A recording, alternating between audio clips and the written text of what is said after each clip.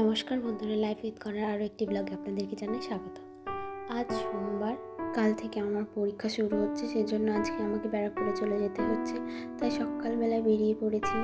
সকাল ওই 8:30টার আগেই বেরিয়ে পড়েছিলাম টোটো করে, যেহেতু একটা বড় ব্যাগ ছিল হাতে, কম্বল টম্বল নিতে হচ্ছে, সামনেই শীত। কিন্তু এসেই পড়ে গেলাম একটা বিপদের মধ্যে। আমি আবার আমার চশমাটা আনতে ভুলে গেছি। এবার চশমা ছাড়া পড়তে গিয়ে একটু অসুবিধাই হয়, সেজন্য আমি আবার আমার ফ্রেন্ডকে বললাম, তুই পারলে একটু আমার চশমাটা নিয়ে আয়। ওই জন্য আস্তে আস্তে একটু দেরি হয়ে গেল, মাতৃভূমিটা পেলাম না, সেই জন্য তার পরের ট্রেনটাতে এসেছি।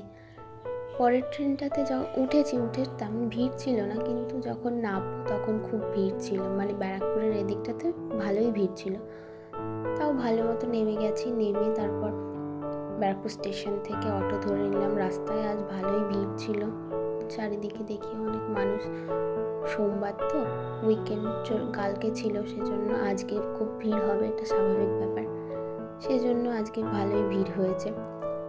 আমাদের ট্রেন ওই 11:30 নাগাদ স্টেশনে এসে পৌঁছায়। আমি তারপরে পিজিতে চলে আসি। এসে এক বালতি মতো জামা কাপড় কাচি, ওই যেগুলো বাইরে ছিল সেগুলোই ধুয়ে ফেলেছি। পড়তে বসে যাব এখন, কাল যেহেতু পরীক্ষা। আজকের মতো ব্লগ এখানেই শেষ করছি। ভালো লাগলে অবশ্যই লাইক, কমেন্ট ও শেয়ার করবেন।